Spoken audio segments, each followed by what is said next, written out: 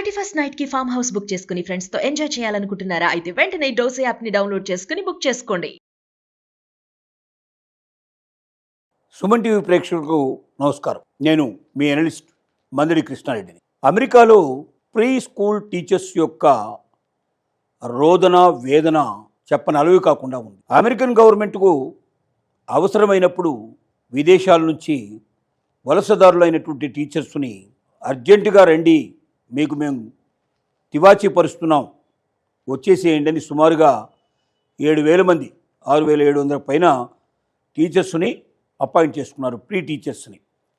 ఈ చిన్న ప్రైమరీ స్కూల్స్లో పనిచేసేటువంటి టీచర్స్ వీళ్ళంతా కూడా చిన్న చిన్న స్టూడెంట్స్కి వాళ్ళ మనసుకు అతుకుపోయేటట్టుగా వాళ్ళు బాగా నేర్చుకునేటట్టుగా వాళ్ళకి ప్రేమతో అనురాగంతో చక్కగా విశదీకరించి వాళ్ళకి చెప్తూ వాళ్ళల్లో ఒక విజ్ఞానాన్ని కలగజేయడం, విద్య మీద శ్రద్ధను చూపించేటట్టుగా ఏర్పాటు చేయడం, అలాగే ఎక్స్ట్రా కరిక్యులర్ యాక్టివిటీస్ మీద కూడా వాళ్ళ మనసు పోయేటట్టుగా చేయడం, ఇలాంటి అనేక రకాలుగా పిల్లలతో అనుబంధాన్ని పెంచుకున్నటువంటి టీచర్స్ని ఒక్క కలంపోటుతో ట్రంప్ వెంటనే మీ ఉద్యోగాలకు మీరు వీడ్కోలు పలకండి, మీరు బయటకు వచ్చేసేయండి, మీ వర్క్ పర్మిట్ని తిరిగి మేము రెన్యువల్ చేయడం లేదు.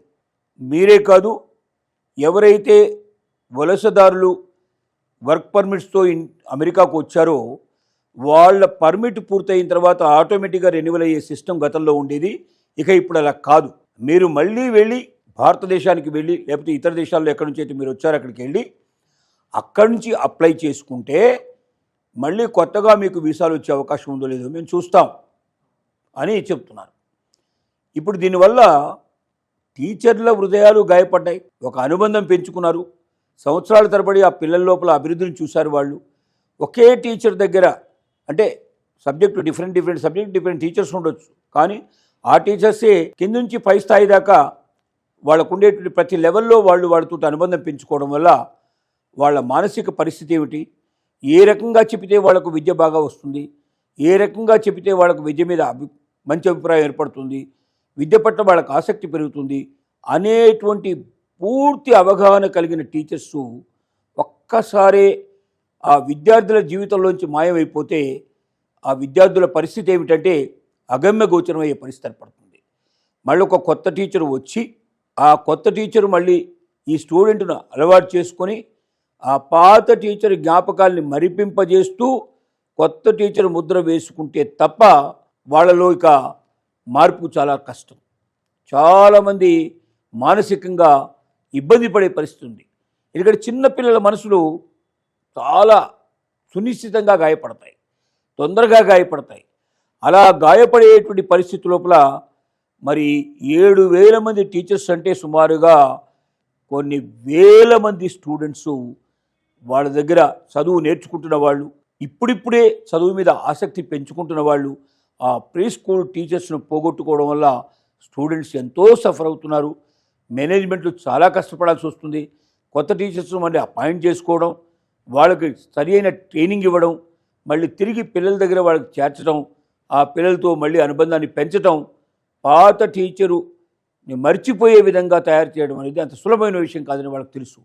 దీనికి ఎంత సమయం పడుతుందో తెలియదు, ఈ లోపుగా ఎంతమంది పిల్లలు బాధపడతారో తెలియదు, ఎంతమంది పిల్లలు పర్వట్ అయిపోతారో తెలియదు, ఎంతమంది మానసికంగా వేదన అనుభవిస్తారో తెలియదు.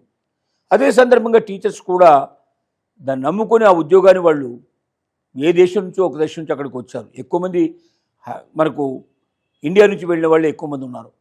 వీళ్ళందరూ మాకు పర్మనెంట్ ఉద్యోగం దొరికింది, చిన్నపిల్లలకు సంబంధించినటువంటి టీచర్స్ ఇక్కడ లేరు కాబట్టి మనమే ఇక ఎప్పటికైనా దీన్ని నడిపించవచ్చు, మనకు ఈ ఉద్యోగం పర్మనెంట్గా ఉంటుంది అని భావంతో వాళ్ళు అక్కడ మరి ఆస్తులు ఏర్పాటు చేసుకోవడం కానీ, లేక అభిమానాన్ని పెంచుకోవడం కానీ, లేక అమెరికాలో స్థిరంగా ఉంటామన్న భావనతో వాళ్ళకు సంబంధించిన మొత్తం నిర్ణయాలు ఇప్పటిదాకా తీసుకున్నారు. కానీ ఒక్కసారిగా అమెరికాలో మన ఉద్యోగం ఇక లేదు, భవిష్యత్తులో వచ్చే అవకాశం కూడా లేదు అని వాళ్ళకి స్పష్టంగా తెలిసిపోయిన తర్వాత 7,000 మంది ప్రీ స్కూల్ టీచర్సు మదన పడుతున్నారు, బాధపడుతున్నారు, భవిష్యత్తు ఏమిటో తెలియక అగమ్యగోచరంగా ఉంటున్నారు. మళ్ళీ ఇండియాకు వెళితే లేకపోతే ఇతర దేశాల్లో వాళ్ళ స్వస్థలానికి వెళితే అక్కడ ఉద్యోగం దొరుకుతుందో తెలియదు, ఉద్యోగం దొరికినా అది ఇంత సంపాదన వచ్చే అవకాశం లేదు. కాబట్టి జీవితం మొత్తం మారిపోతుంది, కుటుంబ వ్యవస్థే మారిపోతుంది, తమ జీవన గమ్యమే మారిపోతుంది అనేట్టు భయంతో భ్రాంతితో వాళ్ళు మానసికంగా వెదజల్లుతున్నారు.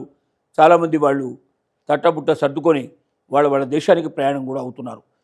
ట్రంప్ తీసుకునే నిర్ణయాలు చాలా ఘోరంగా ఉన్నాయి. నిజమే కావచ్చు, ట్రంప్ అమెరికాలో ఉన్నట్టు వాళ్ళకు ఉద్యోగాలు ఇప్పించాలనే కోరిక ఉండి ఉండొచ్చు.